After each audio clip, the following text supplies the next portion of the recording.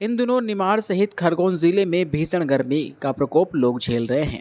ऐसे में अगर आप भी ये मानते हैं कि बच्चों का इम्यूनिटी पावर मजबूत होता है, वे कुछ भी खाएं सब कुछ डाइजेस्ट कर लेंगे, तो ये आपकी गलतफहमी है।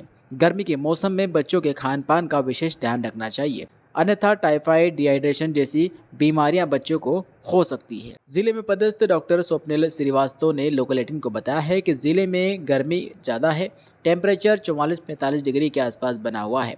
ऐसे में माता पिता के लिए ज़रूरी है कि बच्चों को वही चीज़ें खिलाएं जो सेहत के लिए फ़ायदेमंद हो और किसी प्रकार से नुकसान नहीं पहुंचाए, क्योंकि गलत चीज़ों का सेवन करने से बच्चों की सेहत पर बुरा असर पड़ता है। बच्चे डिहाइड्रेशन टाइफाइड जैसी बीमारियों से ग्रसित होकर बीमार पड़ सकते हैं। इस समय गर्मी में का पारा बहुत ही ज़्यादा बढ़ा हुआ है और बच्चों के खान पीन पे विशेष ध्यान देना चाहिए, क्योंकि अगर बच्चों का खान पीन ठीक नहीं रहता तो इस समय डिहाइड्रेशन और टाइफाइड जैसी बीमारियां हो सकती है। खास करके छोटे बच्चों का जैसे कि देखिए कि एज ग्रुप के हिसाब से कि जो 6 महीने तक के बच्चे हैं उनको मदर का मिल्क देना चाहिए।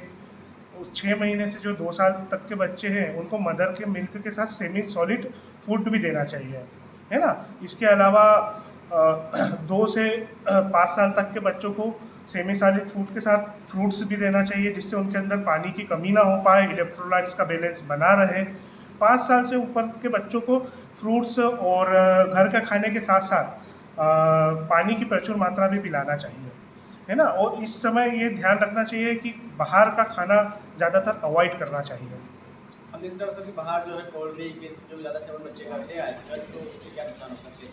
देखिए बाहर वैसे ही इतनी गर्मी पड़ रही है, बाहर के किसी भी फूड से नुकसान होने की संभावना इस समय बनी ही रहती है, इसलिए इन चीज़ों को अवॉइड करना ही चाहिए। और क्या क्या सावधान रखना चाहिए बच्चों को?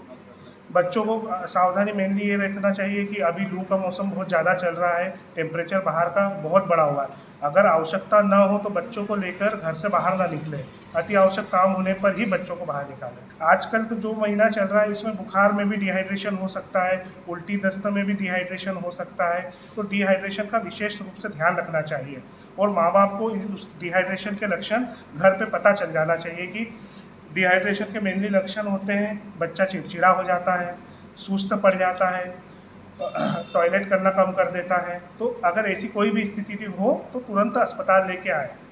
लोकल 18 के लिए खरगोन से दीपक पांडे की रिपोर्ट।